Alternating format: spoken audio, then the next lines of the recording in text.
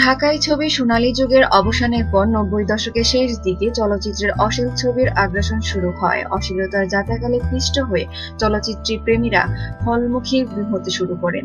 এই সময় টলিউডে ঝড় তুলেন সুঠাম দেহের অধিকারী এক নায়িকা, যার নাম ময়ূরী। চলচ্চিত্রের আগমনের পরই আলোচিত হন ময়ূরী। তখন এই অভিনেত্রী স্বেচ্ছায় বা অনিচ্ছায় বেশ কিছু অশ্লীল ছবিতে দেখা যায়। এরপর প্রায় ১০ বছর ধাপিয়ে অভিনয় করেন ময়ূরী। ২০০৫ সালের পর চলচ্চিত্রের সুস্থ ধারায় ফিরলে অনেকটা অন্তরালে চলে যান তিনি। ময়ূরী এখন চলচ্চিত্রে থেকে নিজেকে আড়ালে রেখেছেন। রূপালী জগতের বাইরে কিভাবে দিন কাটাচ্ছে ময়ূরী, তিনি এখন কোথায় আছেন, কেমন আছেন, অভিনয় ছেড়ে কোন পেশায় বেছে নিয়েছেন, এমন প্রশ্ন লাখ লাখ চলচ্চিত্র প্রেমীর মনের উকি মারে অনেক সময়।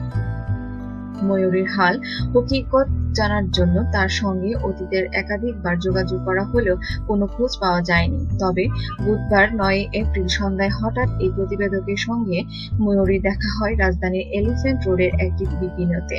সাংবাদিক পরিচয় শুনে অজানা কারণে এগিয়ে যান ময়ূরী। ছবি তুলতে গেলে বাধা দেন। তিনি বলেন, আমার বিরুদ্ধে অনেক সাংবাদিক মনগড়া আর নেতিবাচক খবর প্রকাশ করেছেন, অথচ এইসব খবরের সত্যতা নেই। তাই আমি কোনো সংবাদ মাধ্যমে আর কথা বলতে চাই না।